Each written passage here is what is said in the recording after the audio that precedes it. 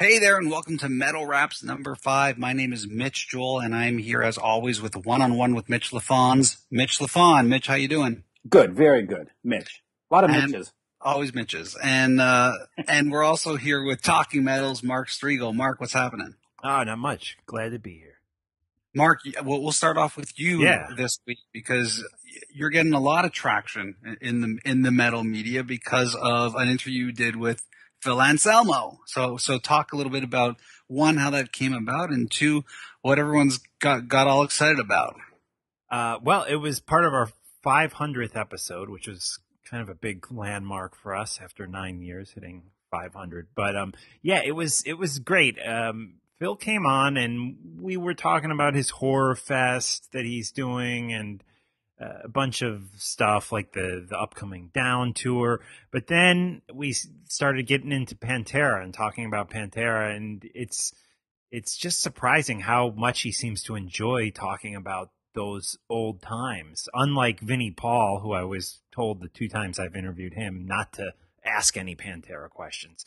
Phil just really seems to enjoy talking about those times, and he put forth this idea that he stopped short of actually saying this, but he put forth this idea that Kerry King may have actually been interested in joining Pantera sometime before Cowboys from Hell came out, which I thought was just really mind-boggling. And he stopped short. He said, "I could say more, but I'm not going to. So let's leave it at that." But that's basically to me what he was saying. I'm just like I think we have to sort of go a little bit back in time because it's sort of crazy to hear this. One is because prior to Cowboys from Hell, the vast majority of the Panteras, I mean, we've seen the pictures where they were like poofy hair and spandexy and stuff. So it's sort of like weird that there was that the guy from Slayer who always used to make fun of that whole thing. Like what was happening in Slayer and Kerry King's life and pre Cowboys from Hell? I mean, it's crazy to me. Yeah, well, I think they put out Power Metal, which was an album that the guy from Keel produced along with Vinnie Paul and Dimebag's dad. And that was the first album with Phil. And Phil was, you're right, they did have the bigger hair and stuff. It wasn't quite as fluffy and crazy as it had been on the albums that exist before Phil joined Pantera. But the sound of that album is something that Phil seems to really kind of be into. It was a Judas Priest sounding record. It wasn't a Warrant sounding record. It was a Judas Priest sounding record. And that's what he said, that Kerry's love of Priest and where he says where I was singing at that time, range wise and Dimebag's playing, that he just really loved jamming and hanging out and being with us. And I said, well, why was he doing this? Why was he rehearsing? Why were you guys? And that's again where he said, well, I'll just say that he had a lot of fun playing with us. I could say more, but I won't. So I'm taking it to mean that Kerry was maybe, had some bad week or something with Slayer and was actually thinking about joining. He also credits that time with Kerry King as something that really helped create the Pantera sound that we all have come to know and love. Yeah, and by the way, let's not forget that back in the early 80s, Slayer had a bit of a spandex moment as well. So it wasn't just Pantera or Poison doing that. But by the time Cowboys from Hell was about to come out, Mitch, Slayer was very much this sort of street grit, take no prisoners, beat people up.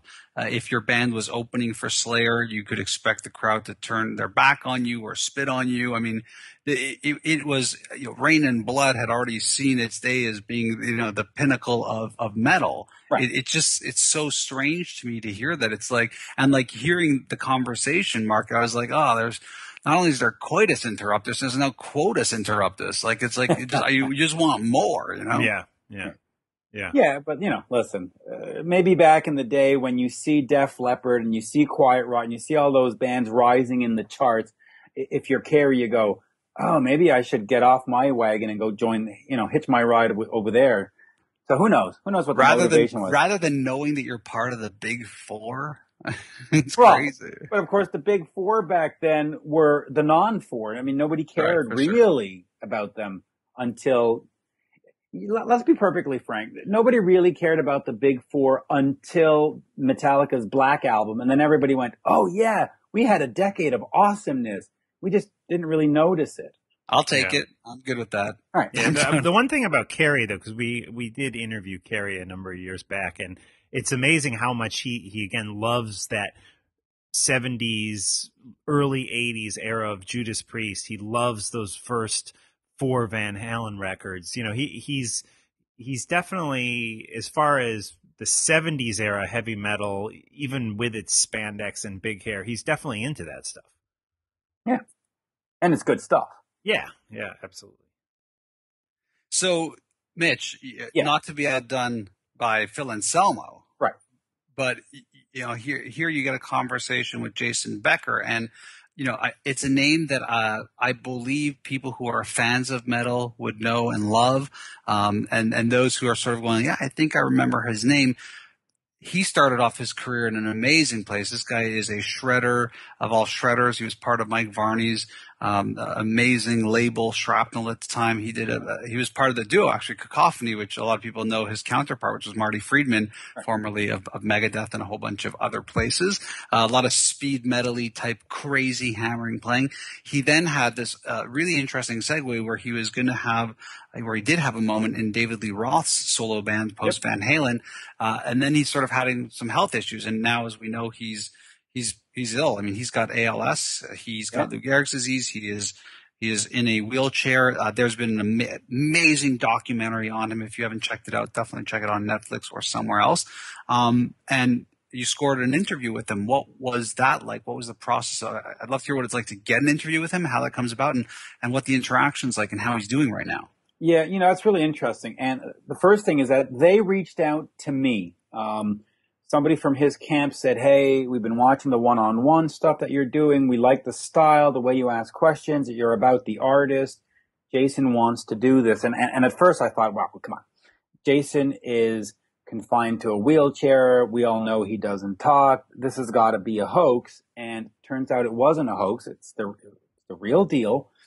And it was an incredible moment because, you know, when you do interviews, you have a pacing. You have a certain rhythm to go with this. And here with Jason, you know, he needed his dad to help him out. He uses his eyes to communicate, to point to letters, and the dad has to read out the letters and the words. And it's just a very compelling story and a compelling interview. And of course, he was going to be the next great guitar god, and ALS robbed it from him. And it really is a shame. But wow, what a great moment to get to talk to him. Yeah, and when you listen to the interview that you did, Mitch, I think not only do you learn and hear about his history, but you get a really touching story about a guy with a disability and his father. You know, his father is such a big part of his story, and that comes across in the interview you did with him. Yeah, and that's one thing, you know, that a lot of folks forget is when there is a person that has a condition, whether it's cancer, whether it's this, there is always that other side of the coin where there is that caregiver that has to put their life on hold and has to readjust what they do in terms of work and vacation and all that stuff. And I really thought it was interesting to ask the dad about that. You know, ALS, when he was diagnosed, they said, listen, you've got 5 years to live. And we're now at 25 years later, which in itself is a complete miracle. And so it was interesting to hear the dad talk about some of the frustrations. And of course, you know, the dad said, listen, I'm going to be 70 soon. There's a real fear that his physicality is going to make it impossible to take care of Jason. And there's a stress and a fear to that. And it was an amazing story to hear sort of both sides of the coin. I don't know. That story just really touched me. It went beyond interview. It really went into sort of human interest story. Absolutely. Yeah. And really, Jason, you know, his documentary is called Jason Becker, Not Dead Yet.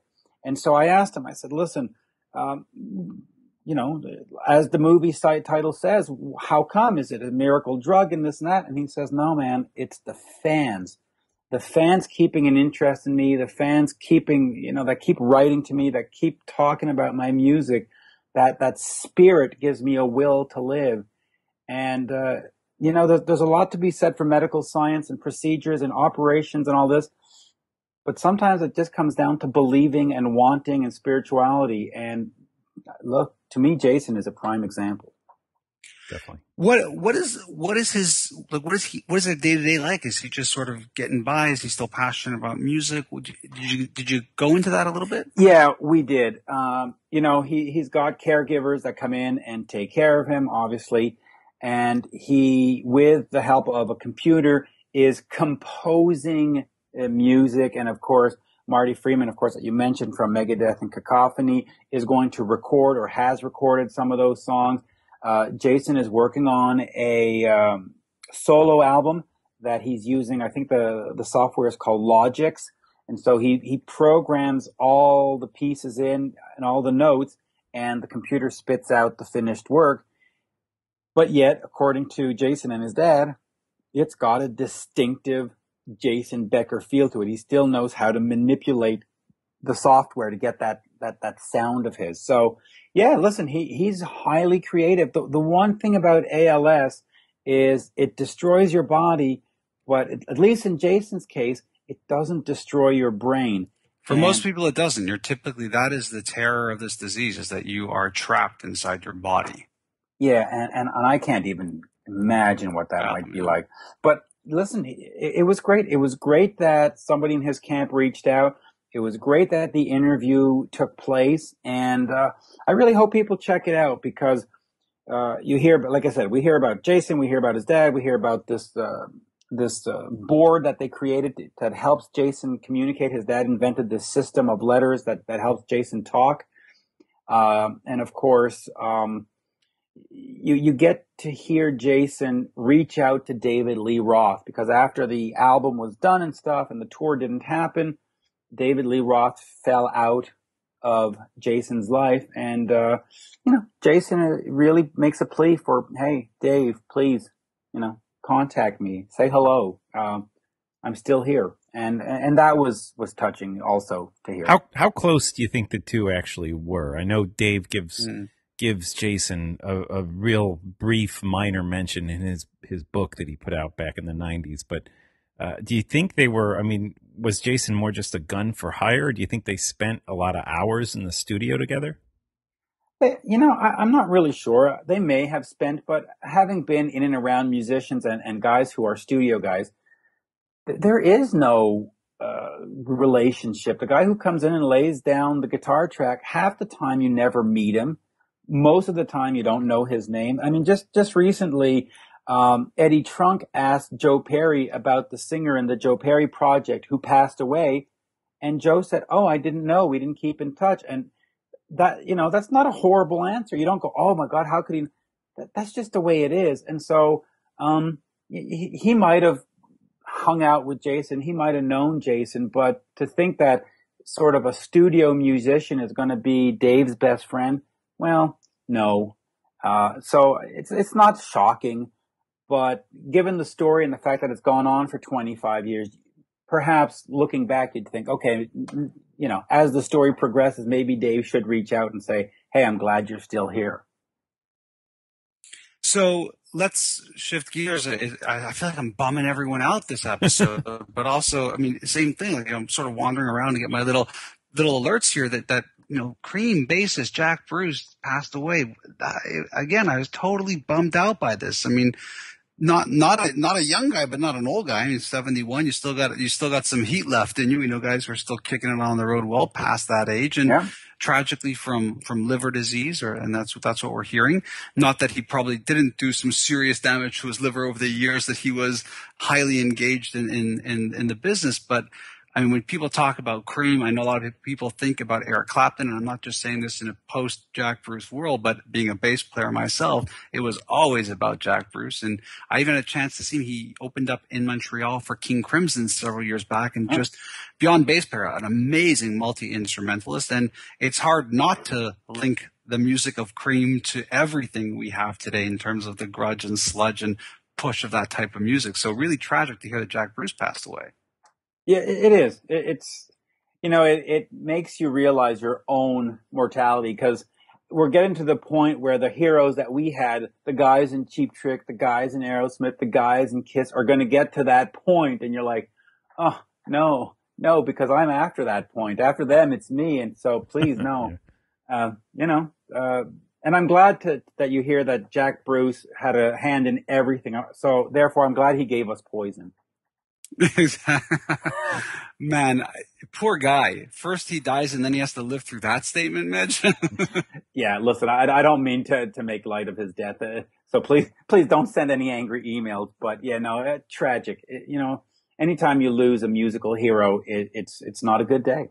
And we've got some last little sort of news item that happened this past little while that I'm excited about. I don't know if the output will be as exciting as who's coming together in this, but we've got Dean Castronova, who's currently drumming in Journey. He's done work with Ozzy. I loved him most personally in Bad English. That's just me. He did work in Hardline. Jack Blades, Night Ranger, Damn Yankees, Shaw Blades again. I love Night Ranger, but I was a much bigger Damn Yankees fan, so huge fan of Damn Yankees. And one of my favorite rock guitarist, Doug Ulrich from Whitesnake and Dio and Burning Rain, a little less known, but mostly Whitesnake and Dio. They're coming together. They've got a band called Revolution Saints. I'd just like to say one thing. I love Burning Rain. I did that Kiss tribute last year, and Doug and Matt Starr and the other guys in Burning Rain did a cover of Calling Dr. Love for me. So, hey, great band. Good Great on band, but no pedigree like Dio and Whitesnake. We're not there yet. No. Not yet. So I got really excited about this album. And then I have to admit, I sort of flinch a little when I see it's on Frontiers, because I'm worried it's one of those things where someone just threw some cash their way and put them in the studio versus them really wanting to get together and do something. Yeah, well, listen, Frontiers is a lot of one and done. Even, when you look at the Whitesnake albums or Journey or other established bands, Dawkins, they do one thing for Frontiers and then never again. But musically with Dean and Doug, it's going to be this melodic hard rock sort of Whitesnake meets Journey kind of thing, I would think, because that's their pedigree. And hey, I'm all for it. Give me 2 or 3 of those albums. And what is the deal with Frontier Records? Because that what you're saying is true. I mean, I was talking with George Lynch about this thing that he is doing with Michael Sweet, and the way he laid it out is that they basically just gave him money and said, here's some guys we want you to record a record with. Yeah. I've also heard stories where they're like guitarists who like have done something in their lives and they'll just pay more known guys to get together and then do a deal on Frontiers, and they're just paying them to be in their little side project because they have money, so they're able to jam with all these well-known guys from the 80s. Yeah, I mean, Frontiers is an interesting label. On one hand, you got to hand it to them that they've kept that kind of music alive over the last 15 years. They've brought you Whitesnake product, they brought you Dawkins product, and all. On the other hand, there's no artist development. It's like, get it in, get it out, leave us alone. So and where does the money come from? I mean, I just can't imagine that they the in a bunch of Italy. cash. The company's in Italy. Let's not ask where the money comes from. Yeah. Probably a bad idea. All right. Interesting guys. Anyways, hey, great chatting with you on Metal Raps number 5. Mitch, why don't you let people know where they can find you? Yeah, head over to my Facebook page, Mitch Lafon, and of course the One-on-One Facebook page, and check out the One-on-One show. It's on iHeart. If you have Google, it's on Stitcher. If you're an Apple guy, it's on iTunes. It's on TuneIn. It's on Spreaker. And of course, it's blasted out to all these different websites. So, check it out. Mark, let them know where they can catch Talking Metal. Yeah, I'm on Twitter. It's twitter.com/Talking Metal. So you can check me out there. And you can follow all my non-music rantings about digital marketing and the media at Mitch Joel on Twitter. Thanks, guys, for doing this, and we'll be back with Metal Raps number 6 really soon.